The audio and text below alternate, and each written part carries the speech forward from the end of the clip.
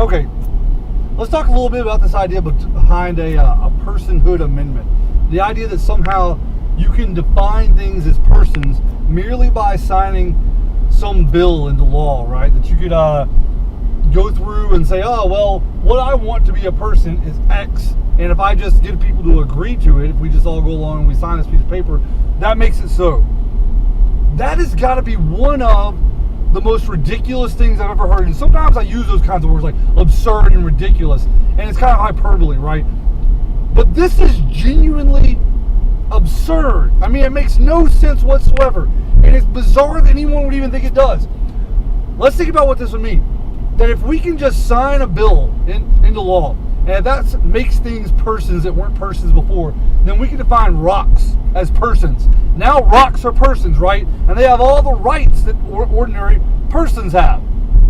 That's absolutely ridiculous. Rocks are not persons just because someone writes it down on a piece of paper and people vote that into law.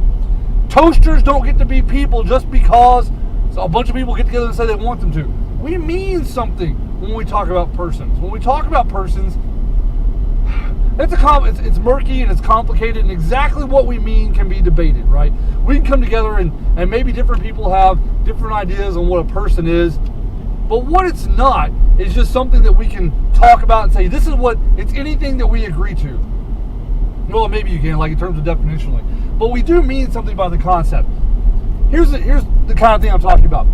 When people watch science fiction shows, let's take something like Star Trek, right?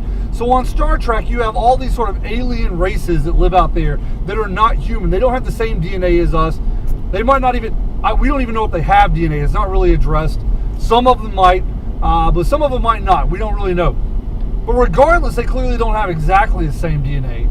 And yet we see all of them as persons. Nobody's like, hey man, the Vulcans, right, Mr. Spock, the Vulcans, they're not persons. They don't have any rights. I can treat them the same as I would this table.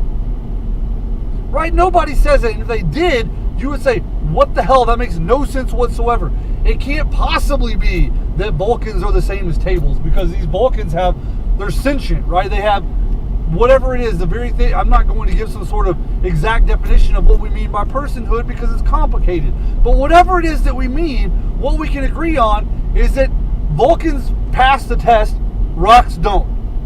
And that's the point. If all it took was signing a bill into law, then we could say Vulcans aren't persons, and we can say that merely because we signed this, and rocks are, and that's ridiculous.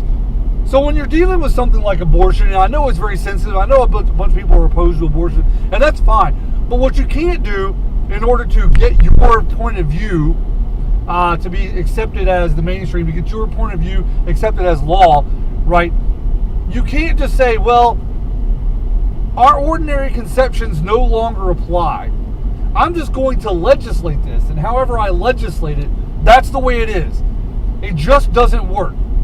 Whatever persons are, we can debate whether or not, we can have some sort of debate whether or not a fetus is accurately described as a person.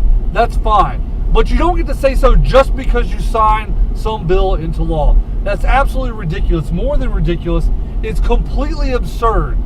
Don't say stupid things like that. You just make yourself sound ridiculous. Whenever you put forth ridiculous things like this, you make yourself sound ridiculous. You make yourself sound like an idiot. If you don't want to sound like an idiot, don't put forth idiotic ideas.